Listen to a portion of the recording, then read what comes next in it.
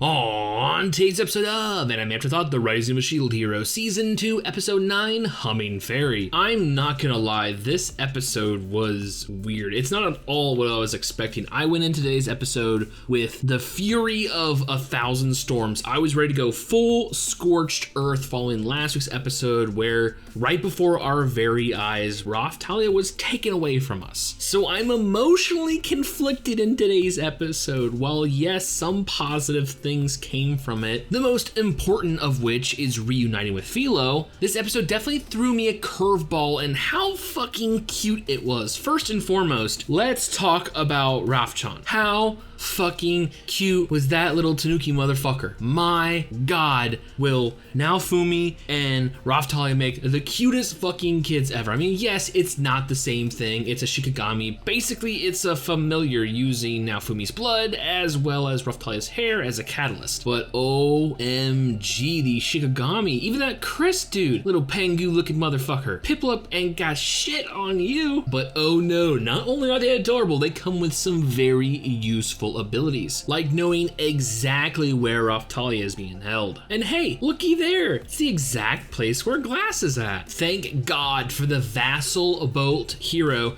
Ready for today's mispronunciation? Ethnobolt? Seriously, I looped 513 of today's episode like 1,000 times, and honestly, that's what I'm walking away with. To what I can only surmise is this world's version of Fatoria or Philo, right? A monster that has evolved to take on a humanoid form. Now, whether that it was his own innate ability or through his own experience, or whether or not, like Fatoria and Philo, he was raised by a cardinal hero, we just don't know. The only thing we really do know that he is a rabbit, a species of rabbit that has been trying to defend the world for ages. So he's a pretty good guy, at least in my eyes. Not only are we able to find out Raphtalia's location, but thanks to his vassal boat, I guess that's what we're gonna call it, we are instantly transported there in the blink of an eye because thanks to Kyo on the other end at Mikakage, we weren't instantly able to travel back using Return Dragonbane. They basically shut that fucker down. So let's talk about my favorite part of today's episode. In the search for the raccoon, we find the bird. Now, Fumi at this point in the story is absolutely frantic. The only one keeping him from unleashing his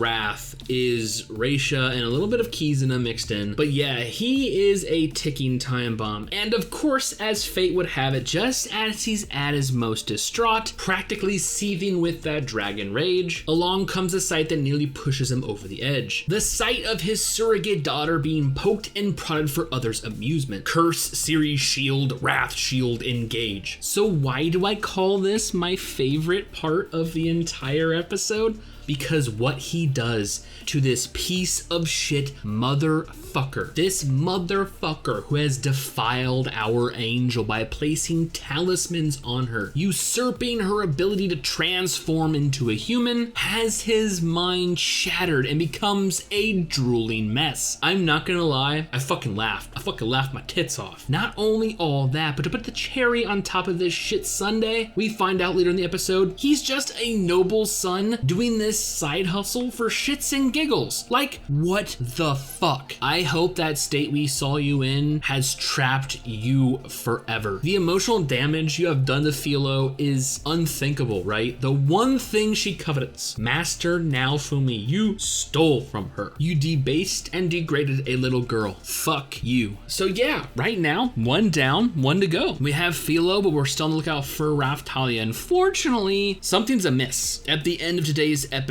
we see that Raphtalia's stats have disappeared from Naofumi's HUD. From Naofumi's standpoint, of course, this is very alarming, but from us, we get a little sneak peek in the next week's episode, and I think something badass is definitely gonna happen. At least I'm jumping to conclusion. I'm assuming as much, so fuck it, here we go. Raphtalia obviously isn't dead. We see her at the end of the episode. She's chained up, she's being taken to some kind of mountain fortress.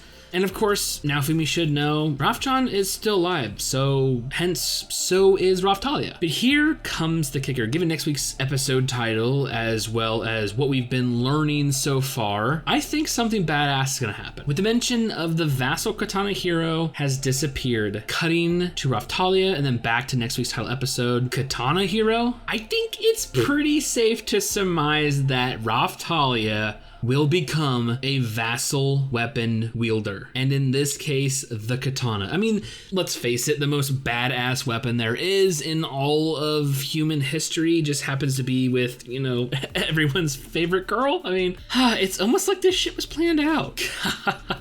Dude, I hope I'm not wrong. I definitely don't want to eat my words. Anyways, I think that pretty much surmises today's episode. What did you guys think? Did you hate it? Did you love it? Do you want some more of it? Well, I definitely do. So with all that being said and more Rising of a Shield Hero next week, I honestly cannot wait for future episodes.